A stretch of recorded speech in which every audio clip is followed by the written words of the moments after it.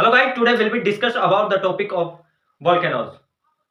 आज जो बात करने वाले हैं वो ज्वालामुखी के बारे में है। ज्वालामुखी होता क्या है, किस प्रकार से निकलता है, उसकी जो आंतरिक और बाह्य जो क्रियाएं हैं वो कौन सी होती है, उसके अंग कौन से हैं, इन सभी के बारे में डिस्कस से डिटेल से बात करने वाले हैं। देखो, ज्वालामुखी जो होती है उसका जो मुख्य तात्पर्य यह होता है, जो भूमि की जो क्रस्ट होती है, जो परत होती है, उसको चीर कर जब लावा, गैस, धूलकण, मिट्टी निकलती है उसे हम ज्वालामुखी कहते हैं। पृथ्वी की जो आंतरिक जो सतह है उसके बारे में अभी तक जो डिटेल से पता नहीं लगाया गया है कि जो पृथ्वी की जो आंतरिक जो आकृति है और उसके अंदर कौन से मेटल हैं, कौन सी धातुएं हैं, किस रूप में हैं, कितना तापमान है, औसतन बताया जाता है, लेकिन अभी तक उसका पता नहीं चला है। पृथ्वी की माना जाता है कि एक ऐसी परत है जो बिल्कुल तरल है और वहीं से ही ज्वालामुखी का जो लावा है वो निकलता है।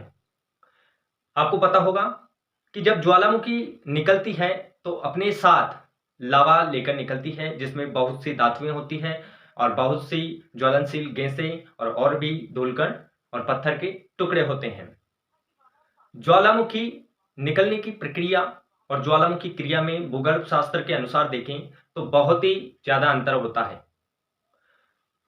ज्वालामुखी जो है उसका शाब्दिक होता है कि जिसके मुख से आग की ज्वाला निकले उसे हम ज्वालामुखी कहते हैं। लेकिन मुख्यतया सामान्य व्यक्ति यही मानते हैं कि ज्वालामुखी के अंदर आग की लपटें निकलती है।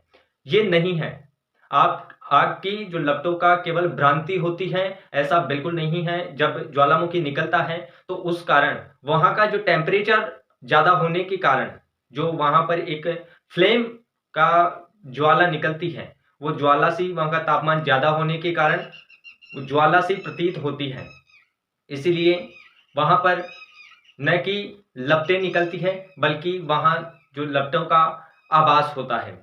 आगे बात करें तो ज्वालामुखी के अंदर निकलने वाली जो हाइड्रोजन जो ज्वलनशील गैस है वो मुख्यतया निकलती है। ज्वालामुखी जो है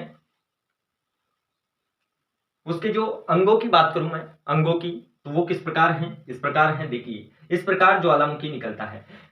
जब ज्वालामुखी निकलते निकलते उसका आकार एक शंकु के समान ले लेता है, वो अपना आकार इस समान शंकु के समान अपना आकार ले लेता है। जब ज्वालामुखी का आकार विस्तृत हो जाता है तो उसे हम कहते हैं काल्डेरा। क्या कहते हैं? याद रखना दोस्तों, जब ज्वालामुखी का जो आकार है वो बड़ा हो जाता है तो उसे कहते हैं काल्डेरा, उसे कहते हैं काल्डेरा। और जब ज्वालामुखी से निकलने वाले जो पदार्थ हैं उनमें मुख्यतः गैसें निकलती हैं, धूलकण निकलते हैं, लावा निकलता है, पत्थर जो हैं वो निकलते हैं। उसमें जो सबसे छोटे जो कण हैं, जो बेर के समान, अखरोट के जो समान जो छोटे कण होते हैं, उन टुकड़ों को लेपिली नाम से जाना जाता है। उन टुकड़ों को लेपिली कहा जाता है। जब ज्वालामुखी के समान समय जो छोटे टुकड़े निकलते हैं अखरोट के समान, उन्हें लेपिली कहा जाता है। ज्वालामुखी का जो लावा है उसे सिलिका के आधार पर दो भागों में डिवाइड किया गया है। जी हां, एक तो होता है एसिड प्रदान, अम्ल प्रदान, और दूसरा होता है बेसिक प्रदान। अब बात करते हैं पहले की, अम्ल प्रदान। जो एसिड प्रधान जो लावा होता है वो रंग में पीला होता है, उसका द्रव जो होता है वो गाढ़ा होता है और वो अधिक टेम्परेचर में पिघलता है। दो तरह के लावे निकलते हैं, पहला हो गया एसिड और दूसरा हो गया बेसिक। जो एसिड वाला है उसका रंग होता है थोड़ा थोड़ा पीला, द्रव होता है गाढ़ा, और वो उसका जो टेम्परेचर है वो ज्यादा होता है, वो ज्यादा टेम्परेचर में पिघलता है। दूसरे की बात करें तो जो दूसरा है वो है बेसिक। बेसिक का जो रंग होता है वो थोड़ा हल्का काला होता है और इसका द्रव जो है वो पतला होता है। ये और इसका जो टेम्परेचर है तो ये द्रव होने के कारण जो कम मात्रा में है वो द्रव हो जाता है।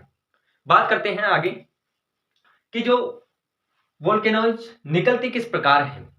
ज्वालामुखी, आपके जो दिमाग में एक क्वेश्चन आ रहा होगा कि ज्वालामुखी निकलती कैसे है।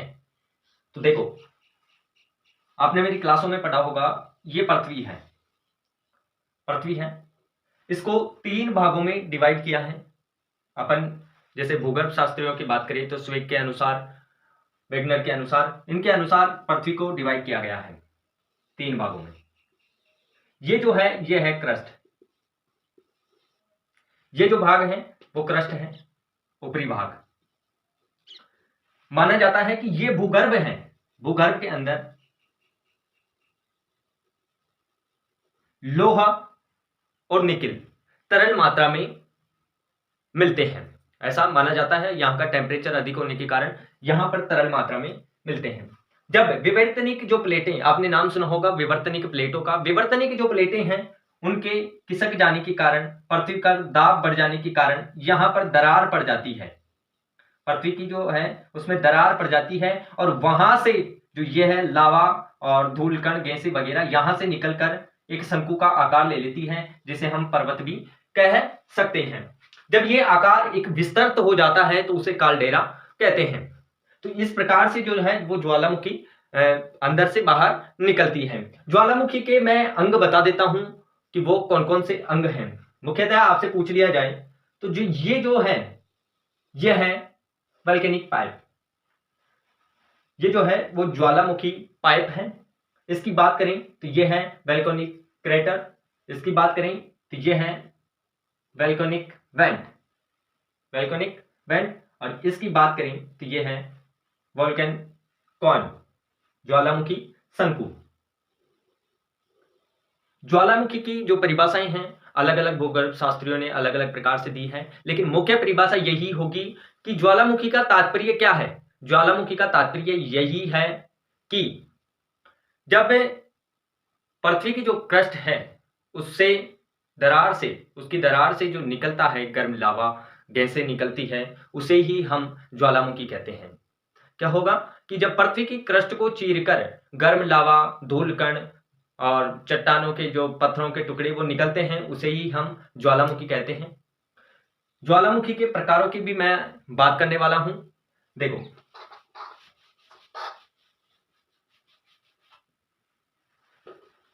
वेरस्टेस्टर ने कहा कि volcanism included all fathoming contact with movement of heated metal from the interior of the toward the surface of the earth. वेरस्टेस्टर ने कहा कि जिसमें ज्वालामुखी वह होती है जिसमें गर्म पदार्थ निकले, पत्थरों के कण निकले, मेटल निकले, उसे ही हम ज्वालामुखी कहते हैं, ऐसा कहा वेरस्टेस्टर ने। आगे बात करेंगे ज्वालामुखी के प्रकारों की। तब तक के लिए thanks for watching the video, और चैनल पर नए हो तो प्लीज चैनल को सब्सक्राइब कर दें और इस वीडियो को लाइक शेयर जरूर करें।